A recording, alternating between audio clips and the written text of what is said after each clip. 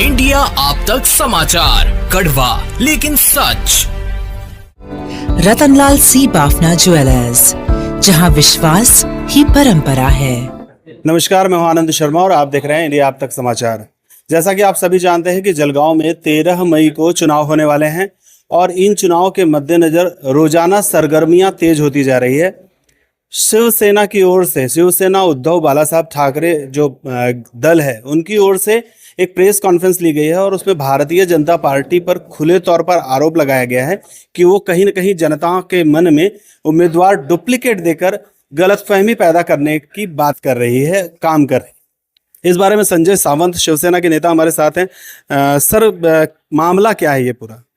देखो, आपको मैंने अभी पूरी जो फाइल दिखाई है, इसमें आपने देखा हो कि भाजपा को अपना जो उम्मीदवार वो दिखाना पड़ा कि भाई करण पवार नाम का उम्मीदवार जो है उसको अगर फाइट करना है तो उनको एक डुप्लीकेट करण पवार लेना पड़ा।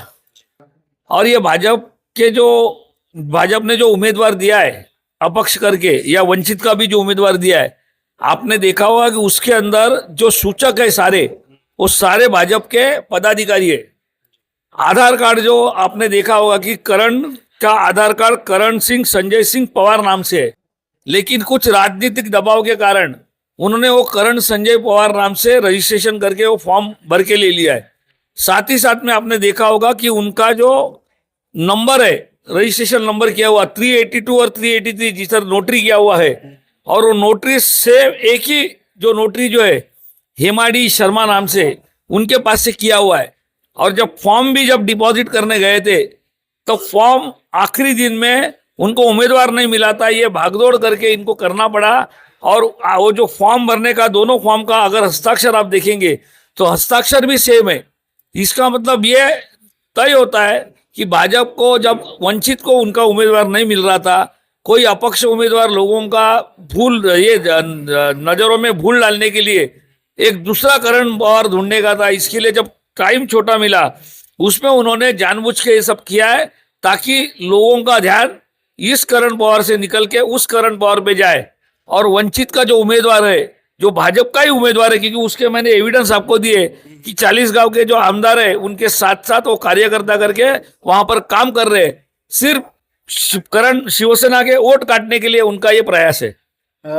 प्रधानमंत्री नरेंद्र मोदी भाजपा को अब की बार 400 पार का नारा देते आए हैं। उसी तरीके से यहाँ जो भाजपा के कार्यकर्ता और नेता हैं, उनका कहना है कि 5 लाख से ज्यादा की लीड से हम आएंगे, तो उनको ये सब करने की जरूरत क्यों है? यही तो मैं आपके माध्यम से उनको पूछना चाहता हूं। जिनको 5 लाख वोटों से जीत के आएंगे ये कॉन्फिडेंस है, लेकिन उनको अभी पता चला है कि उनकी हार नजदीक है, और इस हार से अगर बचना है तो इस तरीके से कुछ काम उनको करने के बाद ही जीत हासिल हो जाएगी, ऐसा उनका जो गलत आत्मविश्वास है। मुझे मालूम है मतदार जो है यहाँ के, वो ये उनकी कामयाबी सफल होने नहीं देंगे। सर, बड़े नेताओं के दौर अब शुरू होने वाले हैं। कई सारी सभाओं का नियोजन किया जाने वाला है। जलगांव में क्या प्रयोजन है? जलगांव में माननीय उद्धव जी की सभा 7 मई को है। उसी दौरान संजय राउत जी है, नितिन बानगुड़े पाटिल साहब है, और बाला साहब थोरात है, जयंत पाटिल साहब है, शरद पवार साहब है। इनकी भी मीटिंग्स अभी इस जलगांव में होने वाली है। Thank you sir. ये थे हमारे साथ संजय सावंत, जो बता रहे थे कि किस तरह से भारतीय जनता पार्टी जो है वो कहीं ना कहीं लोगों में गलतफहमियां क्रिएट करने का काम कर रही है। लेकिन क्या भारतीय जनता पार्टी को इस तरह की जरूरत है? आप लोगों को याद होगा कि महाभारत में संजय जो था वो दूर दूर तक देख सकता था, तो क्या ये संजय सावंत भी बहुत दूर तक देख रहे हैं? और भारतीय जनता पार्टी किस तरह से गलतफहमियां पैदा कर रही है, ये लोगों के सामने ला रहे हैं। खैर, ये सारे आरोप प्रत्यारोप तो लगातार होते ही रहेंगे। जब तक ये चुनाव हो नहीं जाता है, तब तक इस तरह के आरोप प्रत्यारोप सभी की ओर से किए जाएंगे। खास बात तो देखने वाली सिर्फ ये होगी कि इन सब आरोप प्रत्यारोप का जनता के मन पर क्या प्रभाव पड़ता है और जीत किसकी होती है। ये तो हम लोगों को पता ही होगा कि किसी भी तरह से जीतना, भले ही 1 वोट से भी जीतना ही माना जाता है। तो इंपॉर्टेंट जीत है, ना कि आरोप प्रत्यारोप।